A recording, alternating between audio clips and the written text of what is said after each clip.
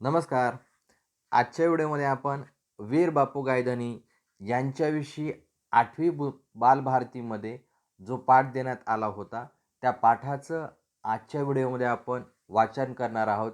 चला तर मग आजच्या व्हिडिओला सुरुवात करूया.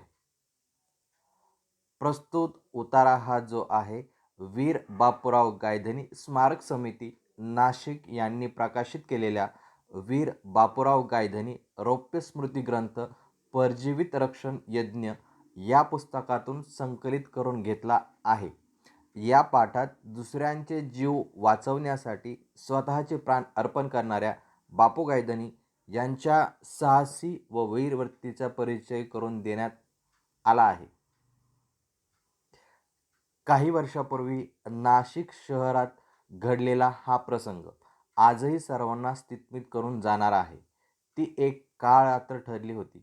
दिवसभर दमून रात्रीला विसावा घेणारे जीव गाढ झोपेत असता एकदम घनानघन घंटा वाजू लागली. त्या घणाघाती आवाजाने रात्रीची शांतता दुभंगली. लोक खडबडून जागे झाले.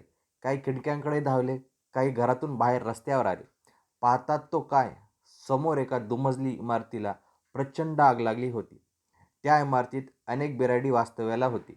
त्या इमारतीत एकच हलकल्लोळ माजला होता. आगीचे लोळ इमारतीत आत आत शिरत होते आणि आतले लोक जीव मुठीत धरून बाहेर धाव घेत होते. आत अडकलेले लोक जीवाच्या आकांताने आरडाओरड करत होते.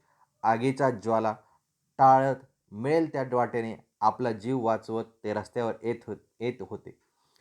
खाली चौकाच्या सोप्यात गाईगुरे बांधलेली होती. जनावरे दावायला हिसके मारून आपला जीव वाचवण्याचा प्रयत्न करत होती. वरच्या मजल्यावर काही मुले अडकून पडली होती. खिडकीशी येऊन ती मुले सगळी शक्ती एकवटून मदतीसाठी आकांत करत होती. त्यात एव्हाना रस्त्यावर प्रचंड गर्दी गोळा झालेली होती. अग्निशामक दलाची गाडी आग विझवण्याचा आटोकाट प्रयत्न करत होती. त्या आगीचे प्रचंड लोळ विझवणे अशक्य होत होते. दुसऱ्या मजल्यावर अडकलेली मुले आई आई म्हणून आर्त हाक मारत होते. लोकांची हृदय करवतेने कापल्यासारखी घायाळ होत होती. पण करणार काय? कोण धजणार त्या आगीत शिरायला? आगीत नवे, मृत्यूच्या दबड्यातच म्हणा. त्या मुलांची माता बाहेर धावत आलेली होती. ती आपल्या पिल्लांच्या आर्त हाकेने वेडी झाली. मुलांच्या हाकेला ओ देत ती त्या आगीत शिरायला धावली. लोकांनी तिला अडवले. एकाने तर तिचा हात घट्ट पकडून तिला मागेच खेचले. ती रडत होती, ओरडत होती.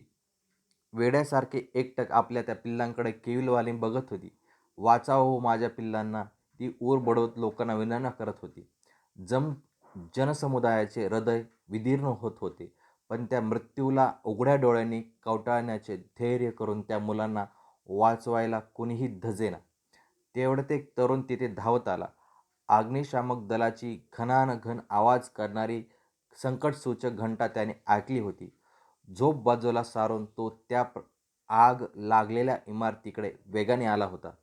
प्राणीमात्रांवर दया करावी, प्रसंगी आपले प्राण वेचून देखील इतर प्राणीमात्रांचे जीव वाचवावेत ही भूतदया शिकवणाऱ्या आपल्या संस्कृतीचे जणू बाळकडूच तो प्यायला होता.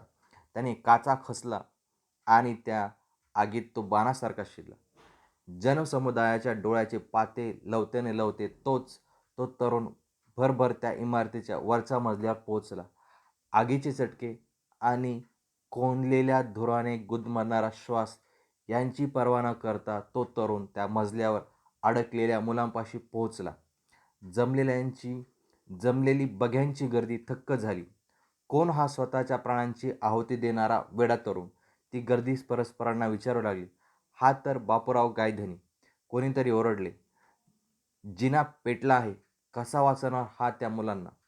दुसऱ्या मजल्याला आता आगीने पूर्ण वेढलेले होते. जिना जळून कोसळला होता. काय करावे? त्या तरुणाने लगेच एका गादीत एका मुलाला गुंडाळले. खिडकीतून लोकांना हाक दिली. मी या गादीत मुलांना गुंडाळले आहे, झेलून घ्या त्यांना. गर्दीला एकदम भान आले. त्या तरुणाच्या समयसूचकतेचे जनसमुदायाला अपार कौतुक वाटले. त्यांनी वरून फेकलेल्या गादीतील मुलांना अलगद झेलले. मुले वाचली. त्यांची आई आनंदली. मुलांना पोटाशी घेऊन ती पटापट पापे घेऊ लागली. रडता रडताही तिला आनंद झाला. पण त्या आत शिरलेल्या तरुणाचे काय? जनसमुदाय त्या आगीत गुरफटलेल्या तरुणाकडे असहाय्यपणे पाहत होता. खरा वीर शोभतोस. प्रत्येक ओठातून उत्स्फूर्तपणे शब्द फुटत होते. तो तरुण बापूराव गायधनी कृतार्थतेने निश्वास टाकत होता. कृतकृत्य झाल्याचे विलक्षण समाधान त्याच्या चेहऱ्यावर विलचत होते. त्या पेटलेल्या आगीतून त्याने मुसंडी मारत बाहेर धाव घेतली. बापूरावाचे अंग ठिकठिकाणी भाजून निघाले होते. डोक्याचे केस अर्धवट जळाले होते. चेहरा विद्रूप दिसत होता. जनता त्या वीरापुढे नतमस्तक झाली. त्याला त्वरित दवाखान्यात न्यायला काही लोक पुढे आले. तोच चौकाच्या सोप्यातून एक गायीचा हंबरडा बापूच्या कानी पडला. बापूचे हृदय त्या हंबरड्याने हेलावले. लोकांच्या अडवण्याला पार झुगारून तो वीर पुन्हा त्या आगीत शिरला. काही करून त्या गायीला वाचवायचे होते. बापूराव गायीजवळ पोहोचला. अंगाला आगीचे चटके बसत होते. काही गुरांना त्याने मोकळे केले, पण एका गायीच्या दाव्याची गाठ सुटेना. काय करावे? बापूरावाने अंगातले उरले सुरले सगळे बळ एकवटले आणि आवेशात दावे जोरात ओढले. खुंट्यासहित ते दावी हाती आले. गाय मोकळी झाली. गायीला वाचवून त्या तरुणाने आपले गायधनी हे नाव सार्थ केले. आगीच्या भयंकर जखमांनी विव्हळणारा बापूराव त्या अग्निप्रलयातून पुन्हा बाहेर आला. आपल्या पिल्लांना पोटाशी घेऊन ती माता बापूरावाकडे कृतज्ञतेने बघत होती. त्यांना वाचवणारा तो देवदूत जवळ येताच ती माता डोळ्यात आसवे आणून त्याच्याकडे पाहत राहिली. ती माता त्या तरुणापुढे वाकणार तोच बापूराव बेशुद्ध होऊन खाली कोसळला. गर्दीतील काही लोकांनी त्यांना उचलले. गर्दी हटवत दवाखान्यात नेले. बापूराव खूपच जळाला होता. त्याची शुद्ध हरपली होती. डॉक्टरांनी प्रयत्नांची शिकस्त केली, पण भयंकर जखमांनी विव्हळणाऱ्या बापूरावला ते वाचू शकले नाहीत. इतरांचे प्राण वाचवण्यासाठी आपले प्राण बापूरावने वेचले. भूतदयेवर आधारलेल्या भारतीय संस्कृतीची शान बापूरावांनी राखली. बापूराव नश्वर जग सोडून गेला आणि अमर झाला. सारे नाशिक शहर हळहळले. कुणालाही कित्येक दिवस अन्न गोड लागले नाही. सगळ्या शहरालाच जणू सुतक पडले होते. लोक त्या वीराच्या बहादुरीचे पोवाडे गात होते. लोकांनी बापूराव गायधनीचे उचित स्मारक नाशकात उभारले. वीर ही बहुमानाची पदवी दिली. महात्मा गांधींनी देखील हे वृत्त कळताच धन्य त्याचे मातापिता म्हणून गायधनी कुटुंबाची प्रशंसा केली. त्या वीराच्या मृत्यूने महात्माही हळहळला. आत्मबलिदानाने इतरांचे जीवन वाचवणारा बापूराव गायधनी वीर बापूराव गायधनी म्हणून जनतेच्या अंतःकरणात आदराचे स्थान कायमचे मिळून गेला.